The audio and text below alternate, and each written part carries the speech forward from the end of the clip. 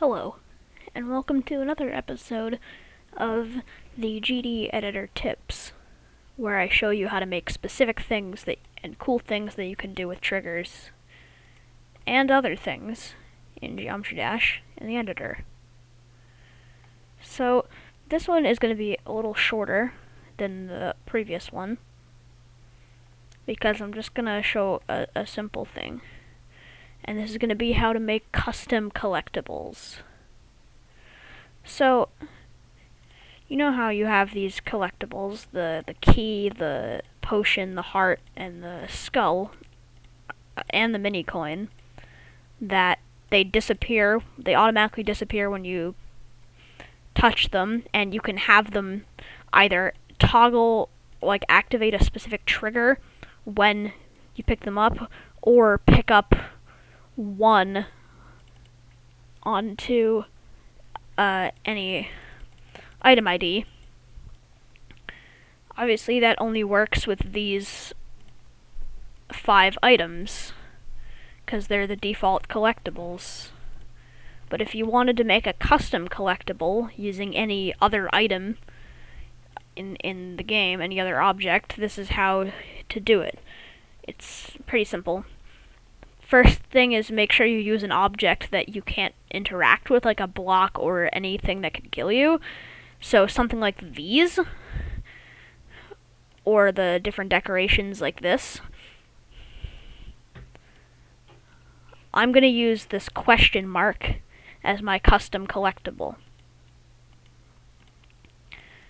So the way you want to do this is, so with these regular collectibles, when you pick them up, you can do things with them. So this is specifically for the pickup command. So this is for, because you can use them for either activating a trigger or adding one to any item ID. This is for the adding to the item ID. So you can go ahead and put down this, and you'll have to repeat this simple thing for each one that you're going to have in the level, but it's really simple. So the first thing I'm going to do is I'm actually going to make sure I can keep track of how many I have. Let me get down a counter real quick. Okay, with item ID 1. So, so you put down one of them. Once you have this it's set up, you can make it a custom object if you want and copy it around. So put one of them, and then what you're going to do in the exact same, it's actually very, very simple. It only uses 2 triggers. So there's only 3 objects in total, just 2 triggers and whatever object you're using. You're going to use, if I can find it, pickup, and you're going to set it to touch triggered and put it in the same square. So it's a little bit different because it works whenever you touch the same grid space as the object, not necessarily the object itself. But if you have something like one of the pulsing squares that takes up an entire grid space, because most things do, or at least most of the grid space, it's fine. If you have like a tiny little thing, maybe you can decrease the size of the trigger. But it's a lot easier because it doesn't have to be perfect. If I just touch the block that the item is in, it'll do the thing. But that's fine. So just put it there, make sure it's on touch triggered. Give it an item ID, whatever you want it to pick up, and to 1. You don't have to use this counter. I'm just putting this here so I can see how many of these I have. If you're doing something like the mini coins, for similar to the 3rd coin in Finger Dash, where you have to collect all the mini coins to get one of the main coins, and then it's probably going to need to use a counter in that so you can see how many you have. So you just put up a pickup thing here. So I forgot I set myself in the ship game mode. you can see it doesn't look like it's doing anything now, but if I go in here, you see when I touch it, it goes up by 1. So that's pretty much how it would work as a collectible. The only other thing is that the default collectibles, they disappear when you touch them. They have like a little animation. You can't do that kind of thing, but you can at least use an alpha trigger and fade them out. So, or you can instantly make them go invisible, whatever. Any way to make them disappear. And you don't have to like completely toggle them. You can just change the opacity, because it's not like you can go backwards or anything.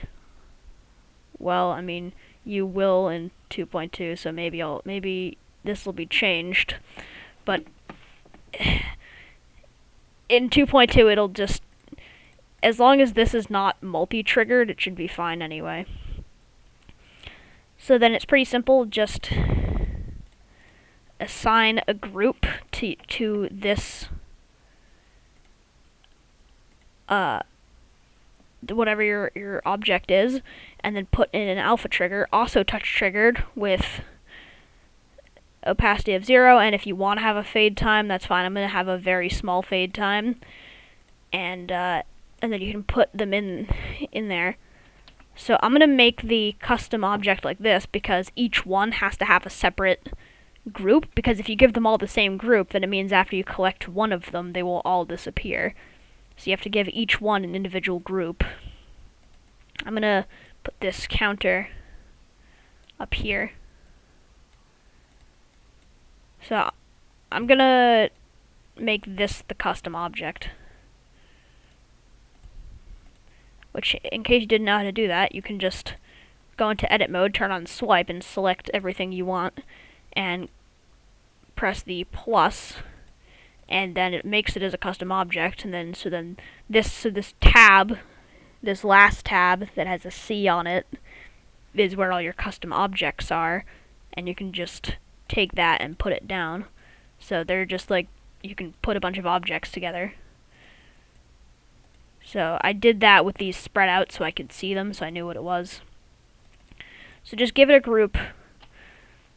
I'm doing that for 1, putting this here, and obviously the alpha, you set the ID to whatever that one is. So I'm doing that.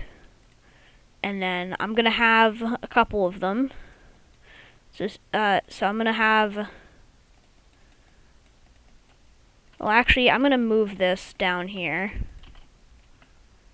So you pick it up like that, and then you go up here, and there's a second one right here.